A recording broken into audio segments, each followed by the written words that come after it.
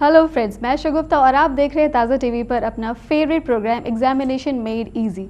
हर बार की तरह हमारे स्टूडियो में मौजूद होते हैं एक्सपर्ट टीचर और आज भी हमारे साथ मौजूद है हमारे एक्सपर्ट टीचर जो यहाँ पर और भी पहले आ चुके हैं और अपने सजेशंस देकर हमारे स्टूडेंट को इनका सोल्यूशन देते हैं। आज हमारे साथ हमारे स्टूडियो में मौजूद है तात्या हायर सेकेंडरी स्कूल के विजय कुमार सिंह। हेलो सर, आपका बहुत बहुत स्वागत है। तो आप पहले भी इससे पहले हमारे स्टूडियो में आ चुके हैं और हमारे स्टूडेंट को बहुत सारी बातों से बहुत सारे प्रॉब्लम का सोल्यूशन आपने दिया है। तो फिर से एक बार हमारे स्टूडियो में और फिर से हमारे स्टूडियो में आने के लिए आपका बहुत बहुत शुक्रिया। तो हम प्रोग्राम की शुरुआत करते हैं और बात करते हैं कि आप जैसे मैथ्स के टीचर हैं, तो मैथ्स में स्टूडेंट बहुत ज़्यादा घबराते हैं कि किस तरह के पेपर्स होंगे, क्या सोल्यूशन होगा, बहुत ज़्यादा घबराहट होती है। जब मैं स्कूल में थी तो मुझे भी घबराहट होती थी। तो प्लीज़ पहले इससे मुझे बताएं कि मैथ्स को स्टूडेंट क्यों इतना सोचते हैं कि बहुत ज़्यादा टफ है, बहुत ही टफेस्ट सब्जेक्ट क्यों मानते हैं? मैथ्स के बारे में एक हवा फैला दिया गया है कि मैथ्स बहुत टफ सब्जेक्ट है, मैथ्स बहुत प्यारी सब्जेक्ट। अगर स्टूडेंट इस सब्जेक्ट की प्रैक्टिस शुरू से करें, शुरुआत और अंत इस सब्जेक्ट के कुछ नहीं है। शुरुआत अगर अच्छी होगी इस सब्जेक्ट में, कंसिस्टेंसी अगर इस सब्जेक्ट में बनी हुई है तो स्टूडेंट बहुत अच्छा कर सकते हैं। लेकिन अगर स्टूडेंट अपनी रेगुलर प्रैक्टिस मैथ्स में छोड़ देते हैं तो मैथ्स उनके लिए बहुत ही कठिन हो जाती है। मैथ्स बहुत आसान है, बशर्ते स्टूडेंट्स इसको रेगुलर प्रैक्टिस करें इसकी और इस पर थोड़ा अधिक ध्यान दें अन्य विषयों की अपेक्षा। तो ये कहना कि मैथ्स बहुत कठिन है, मैं समझता हूँ कि ये गलत है। मैथ्स बहुत ही आसान है, लेकिन मैथ्स के जितने करीब आप जाएंगे, मैथ्स आपके करीब आएगी, तो कदम बढ़ाने की ज़रूरत है। और अगर हम सही दिशा में इस सब्जेक्ट की तरफ, इस विषय की तरफ हम अपना कदम बढ़ाएं तो ये विषय हमारे और नज़दीक आती जाएगी, हमें और प्यारी लगेगी और निश्चित रूप से इससे हमें प्यार हो जाएगा और हम मैथ्स में बहुत अच्छा कर सकते हैं। स्टूडेंट्स को मेरी यही सलाह है कि आप इस सब्जेक्ट से बिल्कुल डरिए मत, इसके नज़दीक जाइए, इसको जानिए, इसकी आप प्रैक्टिस करिए। फिर आप जी, प्रैक्टिस बहुत ज़रूरी है कि आप ज़्यादा से ज़्यादा घर पे प्रैक्टिस करते रहे और ज़्यादा अच्छी हो जाएंगे ये सब्जेक्ट। जी हाँ, बिल्कुल। इस सब्जेक्ट की लगातार प्रैक्टिस, कंटिन्यूअस प्रैक्टिस बहुत ज़रूरी है और स्टूडेंट्स को चाहिए कि वो इस सब्जेक्ट की कंटिन्यूअस प्रैक्टिस करें तो ये सब्जेक्ट बहुत आसान हो जाएगी। स्कोरिंग सब्जेक्ट है और बहुत प्यारी सब्जेक्ट जी है। सर, यहाँ पे हमारे आज सुबह ही एक कॉल आया था, तो स्टूडेंट पूछ रहे थे कि मार्क्स को लेकर काफ़ी कन्फ्यूजन है इनको। बिल्कुल, कन्फ्यूजन इस तरह है, इस बार मैथ्स का सिलेबस क्लास 9 और 10 बाइफरकेटेड हो गया है, दोनों अलग कर दिए गए हैं।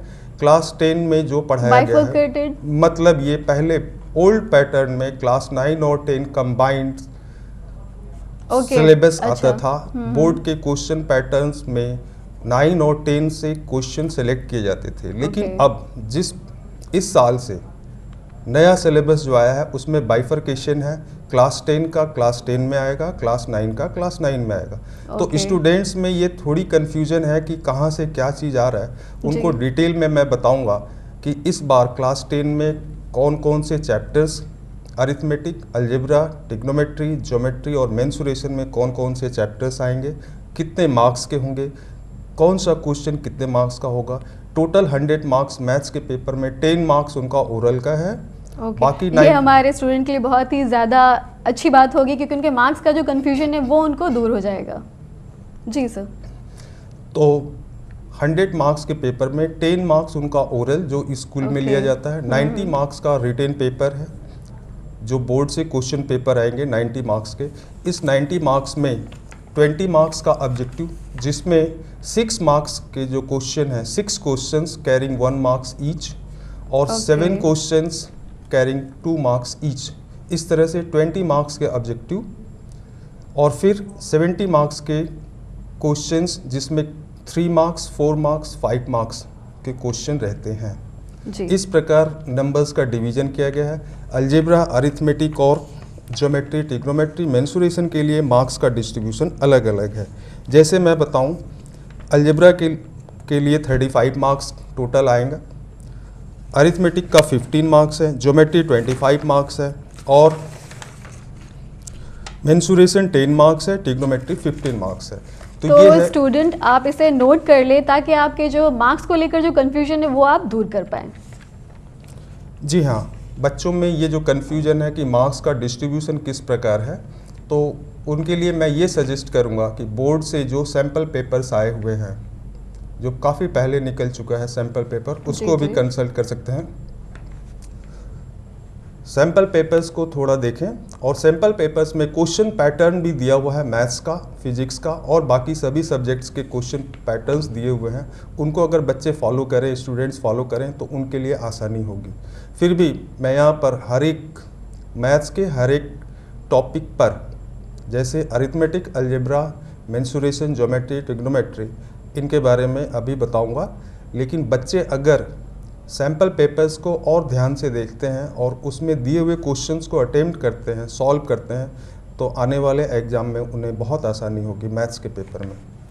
तो फ्रेंड्स, आप देख रहे हैं, आपने तो सुना ही होगा कि सर ने किस तरह से सजेशंस दिए, तो आप प्लीज़ नोट करते जाएं किस किस तरह के क्वेश्चंस आएंगे और क्या क्या मार्क्स होंगे उनके। सर हमें बताएं कि थ्योरम्स में स्टूडेंट को बहुत ज़्यादा कंफ्यूजन होता है, तो प्लीज़ डिफाइन कीजिए कि किस तरह से वो मेमोरी पावर क्या हो उनकी, बीच बीच में भूल भी जाते हैं। थ्योरम्स के लिए मैं पहली चीज़ बताऊं कि ज्योमेट्री का कॉन्सेप्ट, अगर बेसिक कॉन्सेप्ट ज्योमेट्री का स्टूडेंट में नहीं है तो थ्योरम उनके लिए थोड़ी कठिन हो जाती है। ज्योमेट्री का बेसिक कॉन्सेप्ट थ्योरम को याद करने में, लर्न करने में और समझने में काफ़ी मदद करती है, बेसिक कॉन्सेप्ट। लेकिन फिर भी ऐसे स्टूडेंट जिन्होंने ज्योमेट्री को केवल एक लर्निंग सब्जेक्ट मान लिया है, एक लर्निंग प्रोसेस मान लिया है, रट लेते हैं, तो उनके लिए मैं ये सजेस्ट करूंगा कि कुछ इस साल के लिए जो इम्पोर्टेंट थ्योरम्स हैं जिन्हें वो काफ़ी ध्यान से देखें, चांसेस है आने नोट के। करें, आप ये सारी बातें प्लीज़ नोट करें। सबसे पहली थ्योरम जो है, जो इस साल मोस्ट प्रोबेबली आ सकती है, चांसेस है आने के, Pythagoras theorem, state and proof Pythagoras theorem. इस थ्योरम के आने के चांसेस अधिक लग रहे हैं। काफ़ी सजेशंस इसके बारे में हैं कि ये थ्योरम आ सकती है। इसके अलावा सिमिलरिटी थ्योरम्स भी आप देखें, लेकिन ध्यान रखें कुछ बेसिक सिमिलरिटी थ्योरम जैसे थेल्स थ्योरम, इनका फॉर्मल प्रूफ नहीं दिया हुआ है। इसलिए पाइथागोरस थ्योरम, इसका स्टेटमेंट और प्रूफ और कन्वर्स ऑफ पाइथागोरस, इन दोनों थ्योरम को, थ्योरम पाइथागोरस थ्योरम और इसका कन्वर्स विथ स्टेटमेंट, इसको आप अच्छी तरह से लर्न करें। जी सर, माफ़ करें, हमें यहाँ पे छोटा सा ब्रेक लेने होगा, तो चलिए हम थोड़ा सा ब्रेक लेते हैं।